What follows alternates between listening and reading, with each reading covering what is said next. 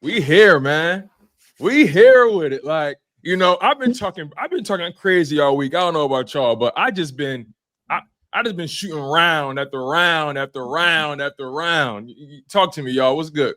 We already know who been shooting the rounds. First of all, LB, where did you find that video? Which from one? that watch party? Because so many people were in the comments like, where the full video at? From It's Louis. on his page. His YouTube? It's on his page. So he hosted a watch party in the area where he lived at. And I found it up there, man. I had to do my cognitive research. Cause and listen, y'all, I don't hate Louis. You know what I mean? Me and Louis been on the joint for a long time. You know what I mean? We've been getting money together, you know what I mean? NFCE super friends. But I'm a Philly fan. I'm an Eagles fan. Right. You gotta adhere to the stuff you were saying. That's all I'm saying. You know what I mean? Because the one thing that bothered me, y'all, is when people treat me like I don't know what I'm talking about. That burns my soul. Because y'all know I ain't one of these Stephen A. Smith dudes. I ain't no type Pee Wee Herman vest. I ain't trying to change my voice up when we talk about sports. I ain't trying to do that. I'm in my own space, my own lane. Right. But the knowledge is top tier. If I say we're gonna put belt to ass, hey, sound good to me. When Louis T talked, ain't nothing to talk about. have y'all talked in private? I answer no phone. Listen, if it's me, I don't want to talk in private. If it's me, has been on what we have seen has been the only communication y'all have had. Right. So I was pretty much over it. If you go to the MC Super Friends channel, he made a video. He made his video right about his belt to about how he felt and what transpired, and I responded to that video via another video. Mm-hmm. You know what I mean? No, and wait, we ain't got to talk. You got to sit with that into the next stream. We're gonna talk on the next stream. He didn't even hit you with a good game, bro. No. Yeah, he did that. Okay. Right after that happened, and I was cool. I wasn't really going. But then he jumped on there talking about the B word and stuff, calling everybody the B word. I don't know. Listen, I don't know what got it. I don't know. Listen. And you see, I didn't even want to repost that because I want people to attack him. And you know what I'm saying? But hey, you got to adhere. And he said, I mean it wholeheartedly. So, hey, bro, you gotta stand on that, bro. You can't be that mad. And this was my whole thing, y'all. I don't want to dwell on the Commanders. It's a week. No. We can dwell on it. We won a championship last Sunday. Sunday, we earned a banner. Sunday, we won a championship. It is still the week of the Commanders win. You're right. That's a big game. So that's a big game. Why should we move on? We ain't even raised the banner yet. We can still talk about that. They want us to move on because their butts is still sore. Exactly. And they listen, man, they was talking crazy to all of us, yo. They was talking crazy to all of us. And I ain't never seen him that salty. I ain't never seen him that hurt. I ain't never seen him that bothered. And I'm enjoying every minute of it. I don't feel sorry for the Commanders. I don't feel sorry for Louis T. I don't feel sorry for none of them. They sat on that panel, all of them. See, the Cowboys, Law Nation, and Bad Dog, they just laughing away. They have nothing to live for. Their brains already been splattered over the cement. They got nothing to live for. They in the essence. They dead bodies. You know what I'm saying? You feel me? They tucked in. The worms is eating up. They've been so far dead. You know what I'm saying? So it's like they got nothing to live for. So they all laughing. They all Louis. Yeah. As long as the Eagles don't win it. So I'm like, oh, this is a 1v3. Mm-hmm. Oh, okay. So I stopped talking as much. I just told the simple points. Y'all, it ain't gonna be close. Y'all can't stop the run. You know what I'm saying? I was going to war with like 40 people. I got to step this week, Symone and Tone. I got to. I'm gonna tell you why. Because outside of Gilly, outside of Shady, I'm number 3 on the most wanted list. Had we lost, I'm number 3 on the most wanted list. They'd have been on me relentlessly. They'd have been looking for a ditch to throw me in there next to Shady, next to Gilly. They would have been flying me, bro, and I know it. So, listen, I ain't done. I'll tell you what, I ain't done. I got a clip loaded. Lou in the clip. Rio in the clip. I got a clip. What is Rio? I did a collab he be with on. him. He be on with Louis. No, yeah. They got their own show. They got a Commander show the too. DC boys, they all look the same. They all got that same combo of that big little beanie. They got the beanie, the beard, the brown skin combo. Like they all look like copy paste dudes. Like, I'm just saying, like that red and yellow, ugly as shit though. It is. Like it's so ugly. It just look nasty. So like it just look nasty. Like look, LB. It's funny because I just been trying to be a spectator, right? And every time I try to just let it die down, you always find something in the tuck that just make it that much more funnier. I mean, when you found the watch party vid, I'm like, no way. I was like, no way, this is real. Like, I'm like, this can't be real footage. Because I was trying to figure out. This was real. I was trying to figure out, was that real time? And then I realized, they watching the touchdown, the 60-yard touchdown happen. First play, one-headed quitter, the home. But see, look, this what I had to do. What I had to do is I had to watch and listen first. I'm like, they got their ass beat. So it's gonna be some points in this video that's gonna be sad for him. So I felt the first one, the first touchdown. I said, let me get the clip and let me put it there so y'all could see what he's sad about. So I had to, y'all had to feel it. It was that play. It's like 7 of them, but they deserve that smoke. And this the thing, though. This the thing. They got beat so bad that they try to get personal. They try to say the talk about the mayor. They say Philly fans, some B words and all this and all that. Now we was wilding, man. I ain't gonna lie, we had wilding feelings at the game. We was wilding, y'all. Yo. We deserve to be wilding. We did because they was talking. They was talking. We won crazy, we won the NFC Championship. Confetti fell on heads. Yeah. Trophies were hoisted. Banners will be raised. But I don't think they understand. Hold on, real quick though. I don't think they understand how much they was talking shit though. They don't. I don't think they understand how bad they was that whole week leading up to that game. The ass whooping had to be just as bad. It had to be just as bad. And then when you look at like all the interviews I was doing, they was happy. I'm showing no emotion. I'm like, they won't even let me get a word in half the time. I'm like, okay. Because I know my team going to do the backing up. And then this is not the bag that you want me in. A lot of people have fell victim. A lot of people have fell victim to me getting the last laugh. You know what I'm saying? This is not, you don't want to be on the end of this. So all you got to do is say good game and keep it moving. The saltier you show me you are, then I'm going to back up more salt trucks. I'm going to get more bags of salt. Salt the road. Salt the road. I'm going to salt the road. I'm going to salt the road, Symone. The saltier you show me you are, I'm going to apply more salt. I'm not the one to lose to. Once he posted that video. Which one? The one where he was calling Eagles fans the B word. Mm-hmm. See, remember what I said last link up. Last link up, when they were in the chat talking about he turned his comments off, I felt bad for him. Remember I said last link up, I was like, you know what? That's the right move. Like fade into darkness, fade into the black. You know what I'm saying? I said that's the right move. Stay low key. But no, once he posted that video calling people the B word, he deserved all this, bro. See, this is what he did though. That's the wrong move to turn off the comments. Let him get it out. Let him get it out now. That's the wrong move. Let him get it out now. Because when you turned off the comments, then they just kept calling you a B word. They sending me emails. Because you turned off your comments. You understand how petty we are. They will find a way to make you know how they feel about you turning off them comments. So then when you turn off the comments, what he had to do was show face. That's why he made the video. But he couldn't contain himself. And then why did he bring you into it? See, he made all the wrong moves. That's what you don't do. He made all the wrong moves. See, how I would have handled the situation, I would have just came on here grown. They got their butts whooped. I thought we was better than that. You know, we overachieved this season. We got a rookie quarterback. We gonna be back. You know what I'm saying? The Eagles, they built to win now. We built to win down the road. Good game. GG's. Bye. He came in there all emotional, mad, bringing you into it. Well, LB don't ever come on here when he lose. What does got to do with LB? This ain't got nothing to do with me. What you want me? What you want? Why do people don't want to see the loser? Want to see the loser? Nobody ain't want to see you. It's all about me right now. It's all about Symone. It's all about Tone. It's about Eagles Nation right now. Nobody don't want to see you explaining and making excuses. See that? Because excuses don't make sense. None of it makes sense. If it wasn't for the turnovers, this. Okay, Micah. Okay, if man. But y'all the same franchise that glorify winning with the 5 turnovers. That's all I was hearing all week. We beat y'all and turned the ball over 5 times. Well, how come you ain't beat us when you turned it over 4 times? Oh, because that dog played. Jalen Hurts. That's why. He turned them turnovers into gold. Beat y'all into submission.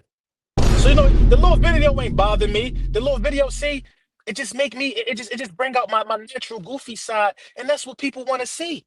That's the point. It's like he put the ball in your court to drop 60.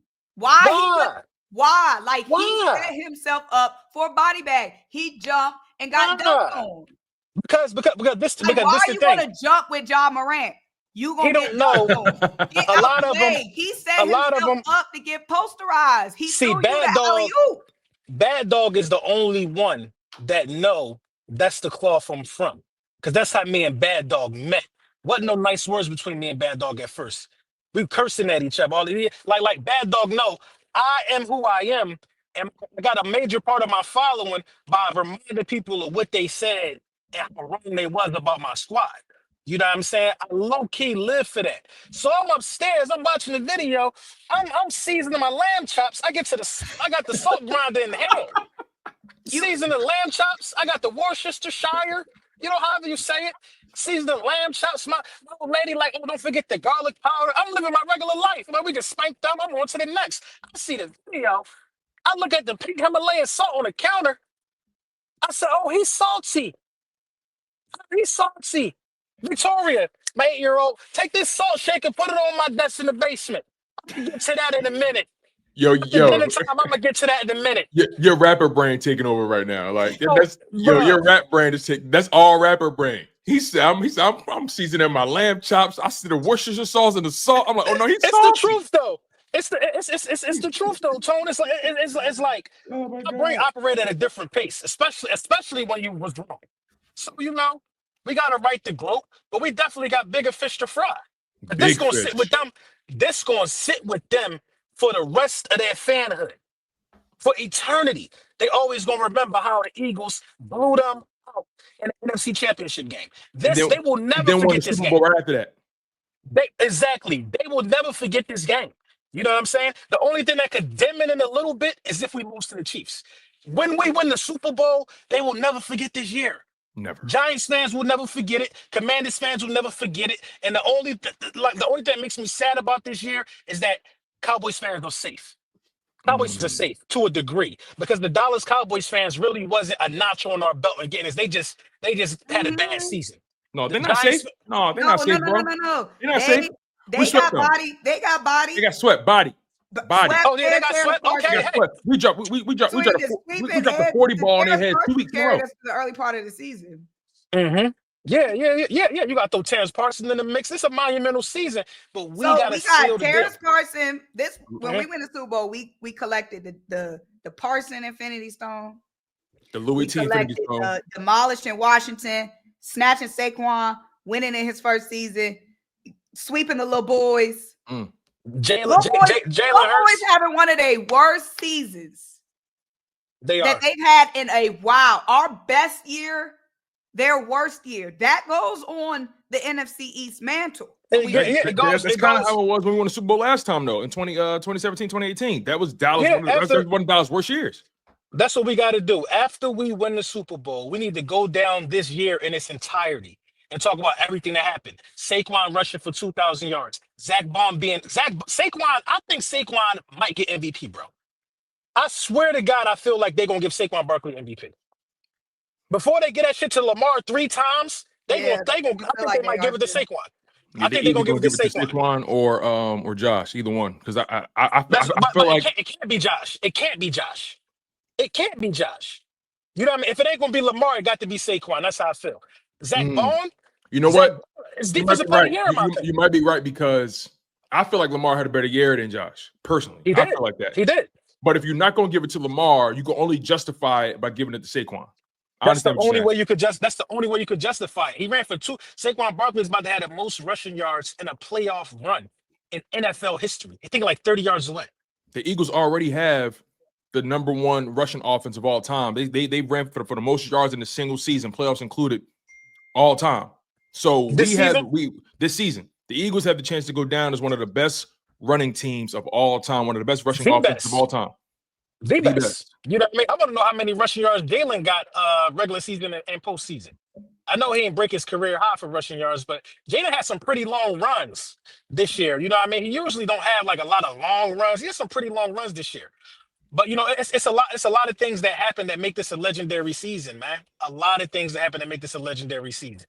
And then you know, BG might be coming back. If BG get his second chip with the squad, man, that's crazy. Yes, and also, you know, what's interesting about this whole scenario that's starting to take shape, especially when you play the Chiefs, one of the biggest weaknesses in our previous matchup with the Chiefs was the fact that our running game disappeared entirely. Mm-hmm. No running back was able to take over the game. Quinyon Gainwell was a non-factor. Miles Sanders, our number one running back, was a non-factor. He fumbled on his first run and broke his wrist. Boston Scott was a non-factor. So Jalen Hurts led the Eagles in rushing in the previous Super Bowl, 15 carries, 70 yards with 3 touchdowns. That's not going to cut it. Now you swap Miles Sanders out and Boston Scott out with Saquon Barkley. You still got Quinyon Gainwell. You add in Will Shipley, who, in my opinion, I think Will Shipley runs hard. He knows how to read them blocks. So and he's versatile in the passing game. I think one of the main reasons we lost that game against the Chiefs is because we weren't really able to sustain these long drives in the second halves and really kind of put the stamp on the game, because we couldn't consistently run the ball, and we were so heavily reliant on Jalen Hurts' arm. Granted, he played well, 27 for 38, 4 total touchdowns, only fumbled the ball, no interceptions. But I feel like if our running game was a real factor, we would be able to take off more time on the clock. We'd be able to sustain longer drives. We would have been in a better rhythm. What's your guys' perspective on that in terms of that previous Super Bowl? What do you think the Eagles had to do differently? I feel like this secondary retool, I feel like that's the biggest thing, because that Super Bowl, the last Super Bowl, us not getting that pressure up front, us not getting them sacks. We had 69, 70 sacks in the regular season. All them sacks was letting them boys in the secondary get away with being below average in coverage. Great point. Because they didn't have to cover that long. Now, this season, we balance on every phase of the defense. We TTG on every phase of the defense. I feel like that is, obviously Saquon, but I feel like defensively, that's the biggest thing. Plus Vic in charge versus Jonathan Gannon, just the situationals, the adjustments Vic gonna make. I feel like this defense is ready. Mm-hmm. And for everybody that's I see so many people on Twitter talking about, oh, I'm glad BG coming back, but I hope he not starting. Now, why y'all think they even going, why is that even a conversation? We know BG not starting. I see so many people in my comp, when he never was a starter this year. When I posted the BG video, on social, I got so many comments, love BG, but I hope he don't take anything from Nolan. That's not even a conversation. Y'all really think that a guy 30 plus years old, coming off a torn tricep, hasn't played since November, y'all think Vic gonna be all right, Nolan, give us some snaps back. Here you go, BG. That's not happening, man. My biggest takeaway is the defensive line. You know what I mean? The field conditions should be way better. We know how shitty they was in Kansas City, so I think the NFL learned something about using that particular type of side. And LB, to your point about the pass rush, not to cut you off, not to cut your wisdom, brother, but in that previous Super Bowl, the Eagles' defensive line, who had all those sacks all year long, generated 0 sacks in that game. 0 sack. That's not going to happen this year. And also, our youngest player last year was Hassan Reddick at 28.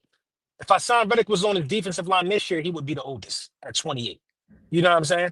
So, the oldest guy this year, I think, is 25 on the defensive line. You got a couple 25-year-olds, you got some 23-year-olds. Then you're mixing in Jalen Hunt and things of that nature. So, we had a lot of big, slow moving buses. You know what I mean? Joseph, and Fletcher Cox, Fletcher. Then you got some Maseratis out there right now. You got some sports cars out there. You got the Jordan Davises. You got Jalen Carter, of course. Athletic. Nolan Smith. You got athleticism. Josh Sweat, who I think is going to be one of the most sought out after free agents after this season. So yeah, you got some guys out there that can really get after Patrick Mahomes and make him uncomfortable and make him move around in the pocket. So I think that the defensive line disparity is in our favor as well.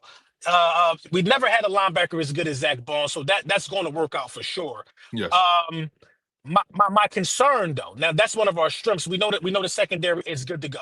You know what I mean? My concern, though, is who's going to guard Kelce? Who's going to guard Kelce? Because generally that's a safety or that's a linebacker. I didn't like the job that Reed did on Zach Ertz. Zach Ertz is one of them guys, but I feel like on a lot of those plays to Zach Ertz That's all we left open. The underneath route, because we know Zach Ertz ain't gonna take no underneath pass 95 yards. You know what I'm saying? It just ain't happening. So I feel like we might have to sacrifice, some touches to Kelce and just know that they're not gonna go for very much yardage. Yeah, it's funny you say that. It's funny you say that because you're right. Zach Ertz did eat in that game, but when you put it in perspective, 16 targets, 11 catches, 105 yards, I think. He was catching everything that came his way, but he wasn't upsetting the game, if that makes sense, right? He wasn't. It wasn't to your point, their threat on offense in the pass game was really Scary Terry. And outside of that touchdown, he was a non-factor. Outside of that touchdown, he only had like 15 yards. So when you think about it from the Chiefs' perspective, right, you look at their receiving core today, they have DeAndre Hopkins, they got Hollywood Brown, they got Xavier Worthy, then you throw in Travis Kelce, right? I think the Philadelphia Eagles understand that when it comes to this Chief offense in particular, no matter how old he is, Travis Kelce is the biggest threat because for some reason when the playoffs start, he has a different gear. I think if they neutralize Travis Kelce or make him the least factor, they can handle everybody else. I think so too, but the Chiefs receiving core is better. It's better than the Commanders receiving core, in my opinion. You know what I mean? You got Worthy, you do got Hollywood Brown, Juju Smith-Schuster, I think, led them in receiving, if I'm not mistaken, against the Bills. But what's his name? Hopkins only had 11 yards. So it's kind of a pick your poison, who's open type of thing. You're going against Patrick Mahomes. Yeah. Patrick Mahomes is going to most likely find who's ever open. It's about if the pass rush can get there and shorten that time, because we were not able to do it last time in the Super Bowl. And also, Vic Fangio has data.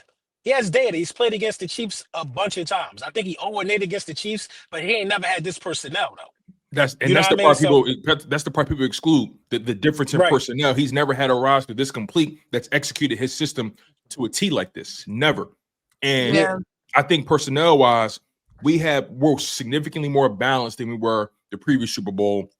And what you're seeing is this wide range in skill sets in terms of you have guys who are not only athletic, but they're instinctual. They tackle well. And I think the biggest thing about this defense that separates any defense the Chiefs have faced this year is the fact that this Eagles team, they fly to the ball. The Eagles have been the most disciplined defense in football. You saw it all throughout this playoff. You see how in sync they move. When whoever has that ball, they all running towards it.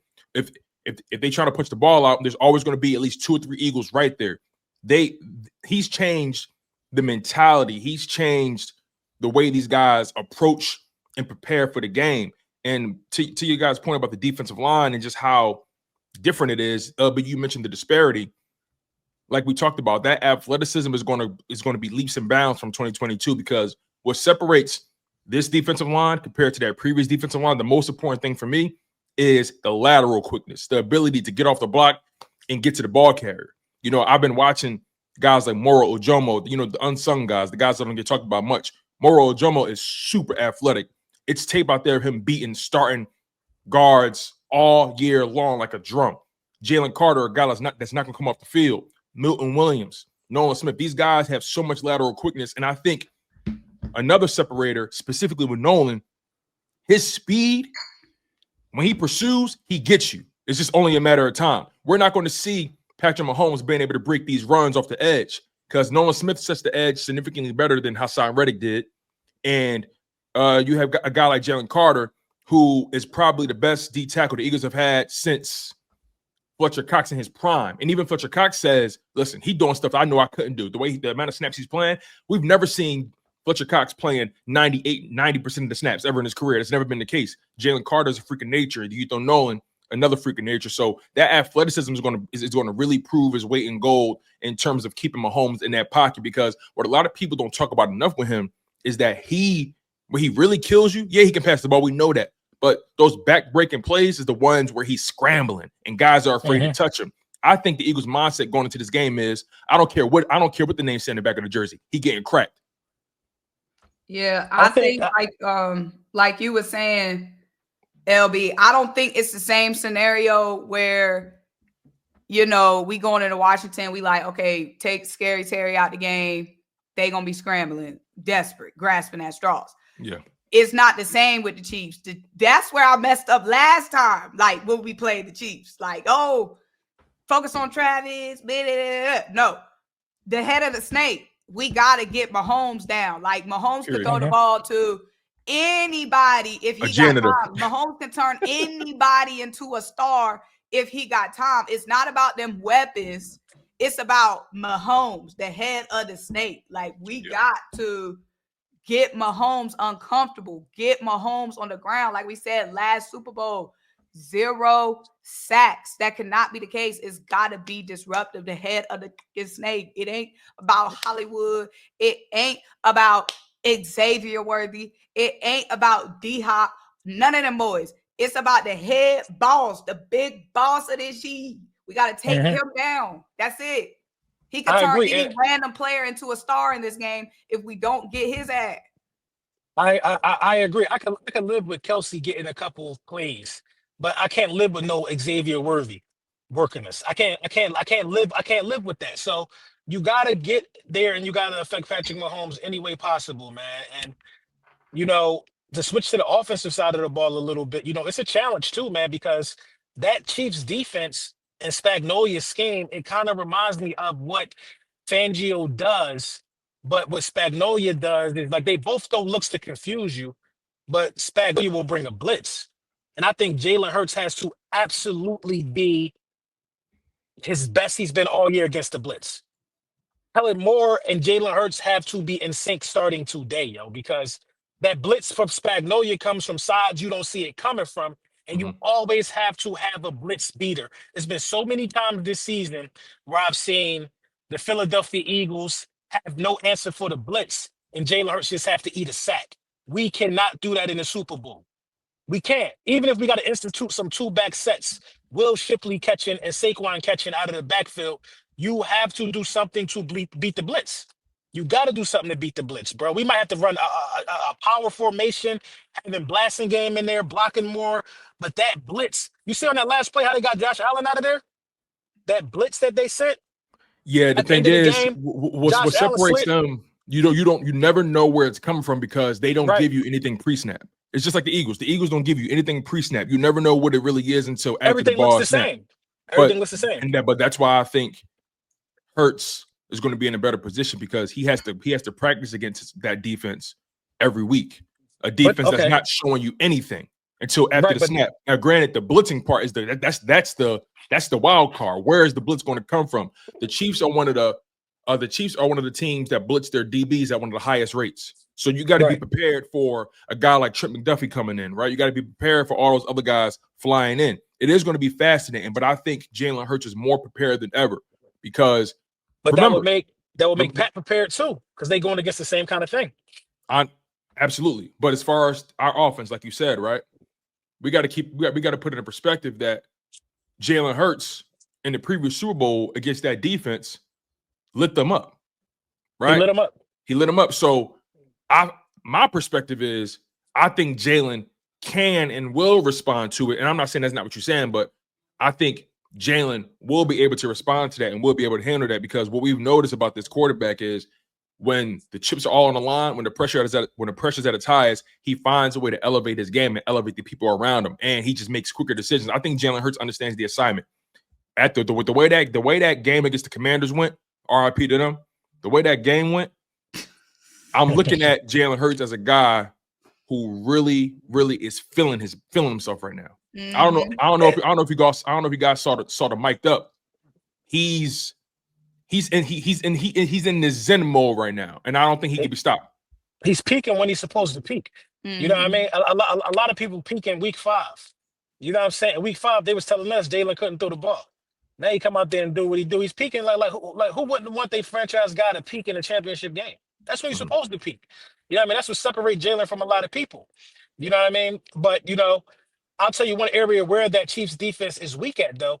Play action. Hold on. Before you do that, they said in the chat, Jalen beat Spags once. That year we went to Super Bowl, hooped on him. The Super Bowl hooped on him. He hooped on Spags twice. He hooped on him. He hooped on Spags twice. So Jalen is not my like. concern, if I have to have a concern in this game, and our receivers are a mismatch. If we're being honest, like our receivers are a mismatch. Smitty and AJ cooked their corners last time. Every single time. But see, this is my concern with this. That was Jalen and Steichen. Kellen Moore. Not Steichen with the CH. No, what's dude's name? What's you know what I'm talking about? Steichen. Whatever. Steichen. All right, Steichen. What you said? What he said? He said Spagnolio. Spagnolia. It don't sound like a disease. Right. You know what I'm saying? It do. But it's Spagnolia. But Oh man. Kellen Moore. I don't know, but man. I hear you, LB. But what's different this time? What's different Saquon. is Kellen. What's different is Saquon. That is different, but he that's a big difference. That's a big difference. with Steichen and Miles and Boston and co. Right.